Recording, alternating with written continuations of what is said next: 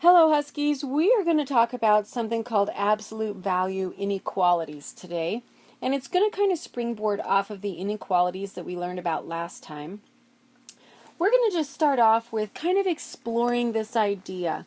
Hopefully you do remember what absolute value means from 8th grade or even elementary school. You might have learned that the absolute value of like -5, the absolute value of -5 equals 5. It's the distance away from 0 on the number line, or you might have learned that the absolute value signs mean make whatever's inside there positive. So that's what absolute value means. And so let's just kind of talk about how this is going to work when it's in an equation. So for 1a, the directions are to use mental math to solve these. We're just going to kind of talk through the first one. And so if you're still confused by the end of the first one, that's okay. We're going to do another cluster of them and try to kind of get more specific. And by the end, I'm just going to straight out tell you the pattern and how to do it. But I want you to think about it first with me because you'll understand it better and you'll remember longer how to do this if you kind of struggle a bit and come up with it on your own. Okay, so we're starting off with the absolute value of x plus 3 equals 5. So we have to find some number x so that if we add it to 3 and then take the absolute value, it will equal 5. Well, we just talked about how the absolute value of -5 equals 5, but you know what? The absolute value of +5 also just equals 5. So let's kind of start there with that simple one. Is there a number we could add to 3 and just get a +5 out? Well, hopefully you can see that 2 is the answer there, one of the answers, that if I add 2 to 3 and take the absolute value, I'll just get 5. So if, like, I don't know, let's say this is 0, then 2 is one of my solutions. I could say over here that x equals 2 is one of my answers. Is there another answer we could come up with here? So is there another number? Maybe let's focus on the negative aspect of it. Is there a number that we could have added to 3 that would give us -5, and then when we take the absolute value, it'll be a +5? So some number plus 3 equals -5. Well, what number plus 3 would equal -5? How about -8? Test that in there. If you add -8 plus 3, you would get -5, and then the absolute value of -5 is +5. It works. So let's see, 1, 2, 3, 4, 5, 6, 7, 8. -8 would be over here, and that would be your other solution. So x equals -8. We have two answers, 2 and -8. Both of those answers work for this one. That's it. You've graphed your solutions by putting the dots on the number line where they go. Now, we're going to change that just slightly on the second part, on B, where instead of being equal to now, it's less than or equal to. So let's test some numbers. Okay, so I'm going to pick 2 again, because I get that maybe 2 is probably one of my answers because it worked up on the equals to. So if I choose 2 again and I put it in there, 2 plus 3, that's 5, and the absolute value of 5, is that less than or equal to 5? Yeah, it totally is. So I'm going to use just kind of the same markings on the number line. So 2 does work. Let's pick another number. Let's pick 1. What about if I put in a 1 here for x? 1 plus 3 is 4. Is 4 less than or equal to 5? Yeah, 4 is less than, so then 1 would have worked. How about 0? 0 plus 3, if I would have put in a 0 here, that would be the absolute value of 3 is 3, and 3 is less than or equal to 5. Oh, so I'm getting a few answers here. Let's see, I could keep going. Let's pick something a little closer to -8, because I think I could keep going here, but when I get all the way down to -8, what's going to happen? Let's pick -7 and see if that one works. So I would substitute instead of x, I'm going to choose -7. -7 plus 3. That's -4, but I have to find the absolute value of that. The absolute value of -4 is +4, but +4 is still less than or equal to 5. So then that would have worked if I had chosen -7 at the beginning. What if I chose -8? If I plug in -8, 4x. I get negative 8, it's a negative, plus 3 is negative 5, and the absolute value of negative 5 is 5, and that is equal to 5, so it's still working. And I'm guessing that all these numbers inside here would still work. I just didn't have time to test them all. So what about negative 9? What would happen if we chose negative 9? Let's just see. Negative 9 plus 3 is negative 6. And the absolute value of negative 6 is positive 6. But 6 is not less than 5. Nope. And so that wouldn't work. And so I'm going to actually color in the whole thing to show that it could have been the fractions and the decimals in between there also. It's all these numbers in between negative 8 and 2. Okay, starting to think about this now. And look at the next one for C. It's the exact same numbers, but this time it's greater than. So we do want it to be greater than 5. Well, remember up here when I chose negative 9 and I put that in there, I got out 6, and 6 is greater than or equal to 5. So I'm guessing that negative 9 would work for this one. And you know what? We know none of the answers that worked in part B are going to work in part C because they worked in B. They were all less than or equal to. So we can't try any of these numbers in the middle in this section because they already worked for when it was less than. So we have to see now what's it going to be. It's going to be all these numbers that are greater than or equal to. I guess we could actually use 8 though because it could be equal to, so we could go right up to negative 8 and we could use 2. Let's pick a number larger than 2. What if we plugged in 7?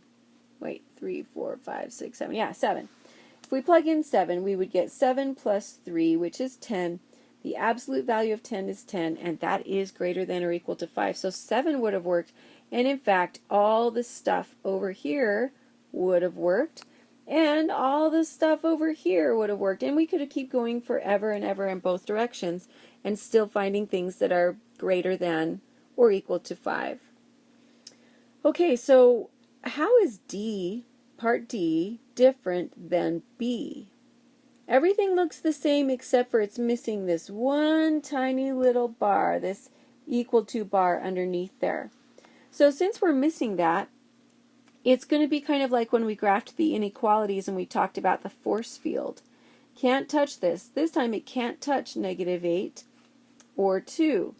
But it's probably going to be the same area shaded because it's less than, so it's going to be all the stuff in the inside just like it was on B. And I'm not going to take the time to test all the numbers because we already tested them on B. But this time we can't use 2 or negative 8 because it's just going to be less than and not less than or equal to. And similar to that on E, we're going to come back to negative 8 and 2. And there's going to be a force field, but this time it has to be greater than 5. And so greater than 5 is going to put it over on the outside, just like it did on part C when we tested all those points and found that they were greater than 5. Okay, so now we're going to do another one. We're going to try and get a little bit more specific now as to the methods, because it really doesn't take as long as what I was just doing. So for 2a, we're trying to find a number that we could plug in for x, and that when we subtract it, or subtract 4 and take the absolute value, we'll get a positive 6. So I'm immediately thinking fact families that 10 minus 4 is 6, and the absolute value of 6 is 6. So I'm thinking that 10 is going to be one of my answers. 10, 9, 8, 7, 6, 5, 4, 3, 2, 1, 0. So if this is 0, this will be 10, and I'm going to color in the dot right there. Well, there's going to be another answer, but how do I figure out what it is? Remember that when I found the absolute value, I was making it positive, but what if before I found the absolute value, it was still equal to negative 6? Like, what would x minus 4 equals negative 6 give me for an answer? So then maybe I could add this 4 to both sides. Oh, it's just like solving an equation. And I'm going to get that x equals negative 2. Okay, -2, that could be my other answer. Test it by plugging it in. -2 minus 4, that's -6. Absolute value of -6 is +6. Okay, that works. So these are the two critical points, what we're going to call the critical points for this set of problems. And I found them just by treating it as two equations that are equal. So now we know that 10 and -2 are the critical points. We're going to use the same number line on this entire problem set. This is going to be 10, this is going to be -2, and because none of the numbers are changing, we know these are going to be the critical points for this entire problem set. So we don't really have to figure out, again, is it going to be 10 or -2? We got that. It's going to be those. All we have to figure out now is the dot going to be solid, or is it going to be hollow like the force field? And do we shade in the inside, or do we shade on the outside going out? Well, let's test some points to figure it out. So for part B, we already know that it's going to be -2 and 10, and this equal to bar right here is telling us that it's going to be a solid dot. So right away, I can put a solid dot on the 10 and a solid dot on the 2. Now I just have to decide, am I going to shade in the inside or on the outside? Let's pick a point. Let's test something in the inside and see if it works. I'm going to just test, I don't know, 0. 0 is this point in here, so I'm going to test it. If 0 works, then I know that I must have to shade everything in the inside. If 0 doesn't work, then I'll have to shade everything outside because that's where all the solutions are going to be. So let's test 0. I'm going to plug it in. 0 minus 4, that's -4. And the absolute value of -4, I want to know if that's less than, I'm going to put a question mark here. That's a question mark. Question mark, holy camoli. I'm asking myself this question. Is the absolute value of -4 less than or equal to 6? Well, the absolute value of -4 is +4, and 4 is less than 6. So that tells me that, yes, 0 is a solution because that was a true statement. And so, I better do in pink. All of my solutions are going to be on the inside, right here, where 0 was. So if that's what it was for less than or equal to, then on C, when we're trying to do greater than or equal to, greater than or equal to is going to go out like this. It must be all the other stuff, because the in between -2 and 10, that worked on B. So you know it's not going to work for C because they're different. This one is greater than or equal to. And then on D, again it's going to be the -2 and 10, but this time we have no equal to bar in our inequalities, and so it's just going to be exactly like B, but with a force field. We cannot equal the -2 or the 10, so it's going to be the force field, a hollow dot, saying come right up to 10, but don't touch 10. Can't equal 10. Come right up to -2, but it's not going to equal -2. And then same thing on E. Again, we don't have the equal to bar, so we're going to have the hollow dots, and this one is greater than, and so it's got to be going outside. It's got to be everything greater than 10 and everything on this other side of -2, because when we take the absolute value, that will make it greater than 6. Okay, I hope that some patterns are starting to appear. And that's what number 3 is asking you. What kinds of patterns did you notice on those two sets of problems? Well, I hope one thing that you noticed was if it said less than, and if it said less than, and if it said less than or equal to like that, then the graph was on the inside. It was between. It was inside or between, however you want to think about it. They both had to be true at the same time. It had to be greater than something and less than something at the same time. So that's always going to be true on these absolute value inequalities, that when it's less than or equal to, then the graph is going to be inside, between. And if the inequality was greater than, and it might even be greater than or equal to, then that's the one that goes on the outside. And you need the word or to describe that. This or the other. That's on the outside. That's going out. So in other words, your graph is going to be shaded going out like this.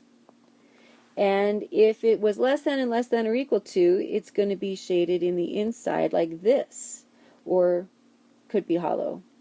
Okay, so that's really the pattern that's going to help you through this, and it's going to make it go a lot faster. I did a lot of talking and explaining, but they really don't take that long.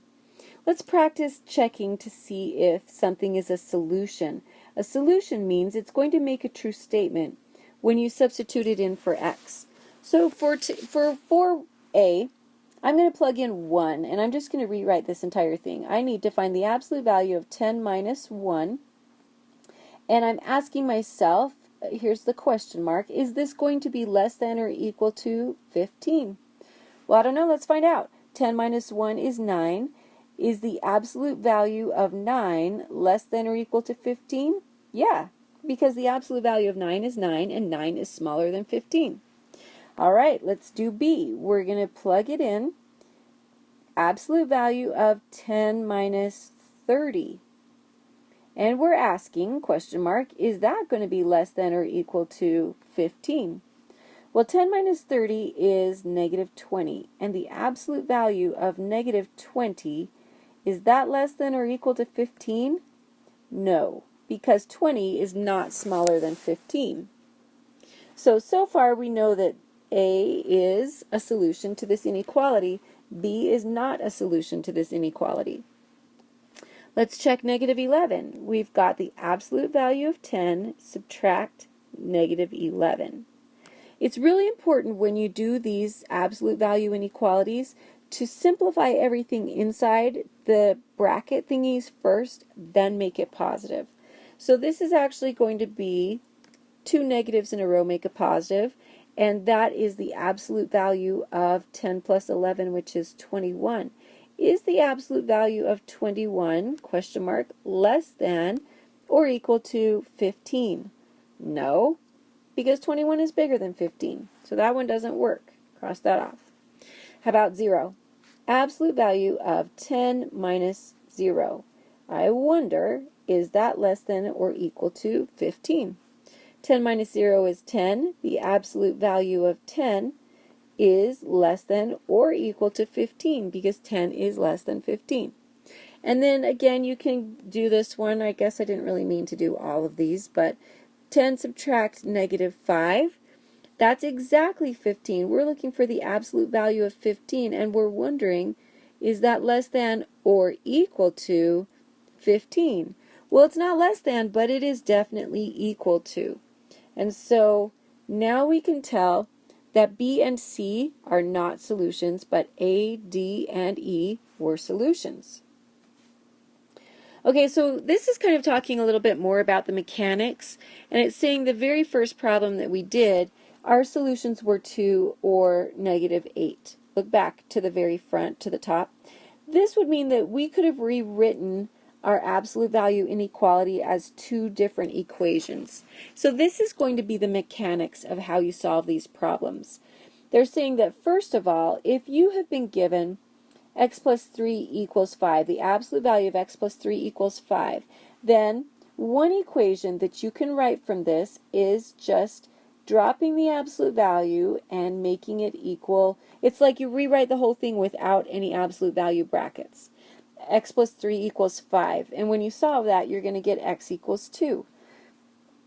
Or we could also write this without the absolute value brackets, but remember, this might have been a negative 5 before we took the absolute value. So if you write a second equation and make it equal to negative 5 and solve that, that's how you're going to get the negative 8 as a solution. So this answer to the question, how could you set up this equation to get an equation with x equals negative 8 as a solution while you're looking at it, the one on the right. So we took that original absolute value inequality, we wrote 2 separate equations. One was equal to the positive 5, one was equal to the negative 5. When we solved each of those, we got our two solutions. And that's how you're going to do these. You need to write two equations every time. So let's just practice what would be the two solutions that we would write for this absolute value inequality from number 2. It was the absolute value of x minus 4 equals 6. Well, one equation that we can write from this will look exactly like it without any absolute value brackets, because the absolute value might have been positive. So we're just going to drop that and say, well, it would have been the positive version of that. Or we could have dropped the absolute value brackets, but it might have been equal to negative 6, because before we took the absolute value, it might have been a negative 6. And then when we took the absolute value, that made it a positive 6. So we're kind of rolling back the time and saying, well, what might this have equaled before we took the absolute value? And there are the two equations that we could solve. If you went ahead and solved those for x, each one, you would come up with x equals 10 or x equals negative 2. If you don't believe me, go ahead and try it. Okay, here's Jimmy and Susie. They have this problem. Their teacher asked them to solve this absolute value inequality of the absolute value of x plus 4 minus 3 equals 5. So we're going to look at the way Jimmy solved it, and then we're going to look at the way Susie solved it. So Jimmy did what we were just talking about. He wrote out two equations. And on the left, he just dropped the absolute value brackets and made it equal to 5. Then on the right, he dropped the absolute value brackets and made it equal to negative 5. Well, when he did that, he got this 4 or negative 6. Okay, that's how Jimmy did it. Now let's look at the way Susie did it. Susie said, you know, I think I'm going to try and simplify first. And I'm going to get just x plus 4, the absolute value, to be by itself equal to a number. Then I'm going to write out two equations. And when she solved it, she got x equals 4 or x equals negative 12. Notice they both got the same answer for the positive one. That's what's going to happen. But they both got different answers. They each got a different answer. So who did it correctly? Well, the way that we can figure that out is by plugging in negative 6 into x, into our original equation for x, and seeing if we get out the right answer. Or we can also plug in negative 12 for x and see if we get out the right answer. Check the solutions to decide who solved it correctly. So let's do that. Let's plug in, we'll do Jimmy's way first. It was negative 6. The absolute value of negative 6 plus 4 minus 3, we want to find out if that equals 5. The absolute value of negative 6 plus 4. So negative 6 plus 4 is negative 2. And the absolute value of negative 2 is 2. So this would give us 2 minus 3. Is 2 minus 3 equal to 5? No. It equals negative 1. That means that Jimmy must have done it wrong. And he did. Let's just check Susie's method just to show you and to make sure that it is actually correct. So we would have done the absolute value of negative 12 plus 4. Negative 12 plus 4 is negative 8, and the absolute value of negative 8 is positive 8. Minus 3, does that equal 5? Yes, it does. So Susie did it correctly. And now to answer the question at the bottom, what does this tell you about when to separate the absolute value into two equations? First, you always need to isolate. And if you don't know what the word isolate means, think about like isolation. If somebody's in jail and they're in isolation, they're all by themselves. So you have to always isolate the absolute value inequality first. Isolate the absolute value. That means get rid of everything except for what's in those brackets. So you can look back up here at Susie's work. If that's my party wall, the equals is that division, then all she had on the left-hand side was just the absolute value. And so it's been isolated. She added the negative 3 to both sides, and that's what isolated the absolute value. It's all by itself. So we're going to practice. This is exactly like what your homework will look like and like what you'll see on the test or the ACT test in the future, stuff like that. So first we have to do three things. We have to solve it. then we have to graph it, and then we have to write the compound inequality. I personally like to do it in that order. Solve, then graph, then write the compound inequality. If you like to write it first, then graph it, that's okay. That's totally fine. I'm a visual person. I like to look at the picture before I write my equation. So let's solve it. What we just learned is before we can write out two equations, we need to do some isolating. I'm going to subtract 7 from both sides. I'm trying to get the whole absolute value thingy all alone. So that will leave me with 2 times the absolute value of x plus 5 equals 12. I still haven't quite isolated it because I have this 2 out here, and it's actually being multiplied by the absolute value thing. Don't ever distribute into an absolute value. That will mess you up forever. You can't distribute. So I have to undo the multiplication by dividing both sides by 2. And now what I have is the absolute value of x plus 5 equals 6.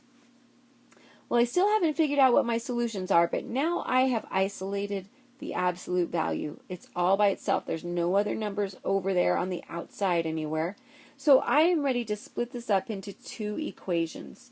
And I'm going to write the first equation by saying x plus 5 equals 6. Write it the way it is without the absolute value brackets. We're saying this is what it would have been if it was positive when we took before we took the absolute value. Then I'm going to write out another equation, drop the absolute value brackets, but say, you know what, if I turn back time, that might have actually equaled -6 before I took the absolute value. So that's what it would have equaled before I did the absolute value. So now we have these 2 equations to solve. Let's solve the one on the left first. Subtract 5 from both sides and we get that x equals 1. Well, that's handy. It's one of our answers. So there's the 0 and 1 is one of our solutions. Now, the other equation we're going to solve by subtracting 5 from both sides as well, but we get -11. And so, I don't think that's going to fit. 1, 2, 3, 4, 5, 6, 7, 8, 9, 10, 11, just barely. There's my -11. Those are the solutions. I have graphed it. 1 and -11. Now it says write the compound inequality representing the solutions, but this one is not an inequality, it's just an equality or an equation. And so you could just say right here, x equals 1 or x equals -11. That's my compound inequality. It's not really a compound inequality, it's just 2 answers because these were equal. But now check out number 9. All the numbers are the same as number 8. The only thing that has changed is that this is greater than or equal to instead of just equal to. So we could go through all the same steps, but guess what? It's going to give us the same 2 critical points. That's what we learned on the first page when we were doing those. So I don't actually have to go through all that work again. I know it's going to be at -11. 10, 9, 8, 7, 6, 5, 4, 3, 2, 1, 0, and -1. I already know those are going to be my critical points. And because there is an equal to bar underneath there, I know that I can do a solid dot. Okay? Now all I have to do is decide, am I going to shade in between -11 and -1? Or am I going to shade on the outside of -11 and -1? And to do that, I need to look back at my inequality. This is a greater than sign. And I'll tell you just the way that I memorized this when I was your age. I kind of said it sort of silly. I said greater. It's great or. Or is out. Or goes on the outside. So if it's greater than, then I know it's going to go on the outside. I'm going to shade on the outside like this because that would have made it greater than. It's numbers that were bigger. And so that's actually kind of when I talked about way back here, right here. What kinds of patterns did you notice? If it was greater than, then it went or outside. This was greater. And then the others, when we have less than kind of sounds like and that's when both things have to be true at the same time. it's greater than something and less than something, that means it's between. So I don't know if that's going to help you at all memorize what these look like when you graph them, but let's work out a few of your actual homework problems. And you can see that I know I've been talking for half an hour, but these problems are really not that hard. So I'm just going to do these straight up how I would if this was my homework assignment. Solve, graph, write an inequality. Okay, I'm going to check. Yes, my absolute value is already isolated. There's nothing else on the outside of my absolute value sign. So I am ready to write two equations. I'm going to write out x minus 4 equals 10, and I'm going to write out x minus 4 equals negative 10. Those are my two possibilities. Now I'm just going to solve each of those equations. And so I get that x equals 14, or by adding 4 to both of these, then I get that x could have also been negative 6. Either one of those would have been my solutions. So if this was negative 14, I'm not going to take time to count right now. Let's just assume that's like, oh, I got it backwards. Just kidding. Hey, could I be more confusing? We'll say this is negative 6 and this is positive 14. And there might not actually be 20 in between there, but I don't want to take the time to count because this video is already long enough, right? That's your answer for number 1. Boom. Negative 6 and 14. So then on number 2, we kind of have two sort of like fact families, like the numbers are the same. So we already have our absolute value isolated. I'm going to start off with writing out one equation without the absolute value signs. And then I'm going to write out the other one with a negative, because if I turn back time, before I took that absolute value, it might have been a negative 14. I'm not sure if it was or not. So I'm going to try and figure out what it might have been. Subtract 7 from both sides, and I get x equals 7.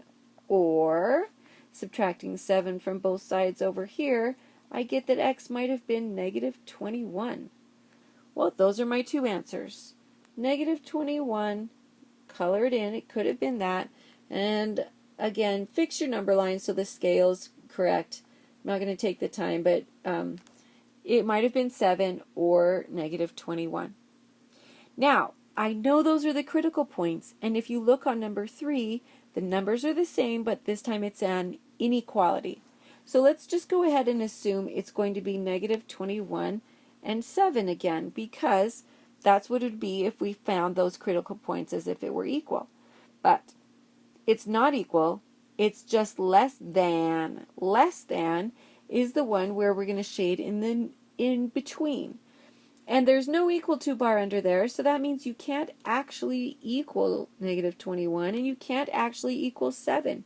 That means we need a force field around there to protect us from touching the negative 21 or the 7. Can't touch this. But since it's less than, it has to be less than 7 and greater than negative 21 at the same time, which means it's everything between negative 21 and 7. And that's what number 3 looks like. Okay, one more. Number 7, our absolute value is not isolated. Let's isolate it. So to isolate it, don't you dare distribute. You cannot distribute through an absolute value. It's a super bad mistake. But I can divide both sides by 6 to undo the multiplication. So now I have the absolute value of x minus 6 is greater or equal to 11. Okay, I'm ready for two equations. My first equation, x minus 6, I'm just going to say equals 11. And I'm going to show you why. Then I could also say that x minus 6 equals negative 11. I'm just trying to find those critical points. That's what they're called. If it was equal, what would those two critical points be? Add 6 to both sides, and you get that x equals 17, or add 6 back here, and we get that x might have been negative 11 plus 6 is negative 5. So it's either negative 5 or 17. Those are our critical points. Let's say that's negative 5, and let's say that's 17. Fix your scale, do it properly, because you have more time than I do. So Those are my critical points. Can it equal -5? Well, yes, it can, because there's this equal to bar underneath the greater than sign. So I'm going to do a solid dot on my -5. Could actually equal -5. And it could actually equal 17 because there's that line underneath there. So since it might equal those, I've got that. Now I have to decide, is it going to be between -5 and 17, or is it going to be on the outside, greater than 17 or less than -5? And how do you tell? You look back at your original inequality. That's another greater then, and greater goes out. Greater, it's either this or this. This is like the unhealthy weights on my dog. Remember when I told those stories? So if he was too fat or too skinny, that would not be healthy. So or is out on the outside like that, the unhealthy range. Okay, that's number 7. Number 11 just says to write the compound inequality represented by the graph. It's just a few more of those inequalities. You don't have to do an absolute value. It's just another practice. And so this would have been like -13 and -7. And it looks like it's shaded everything in between. And so I would just write that as x is between -13 and -7. Just less thans because those are open circles. If it was equal to, then they would have been solid circles. And then in this compound inequality, we always want the smallest number on the left and the bigger number on the right, just like on a number line. And then your inequalities are always going to be less than or equal to. Okay, I hope that helps. This is kind of a complicated topic. We're only going to spend one day on it, but I hope it helps. And don't forget to study by watching the review for your test that's coming up next time. Thanks and good luck.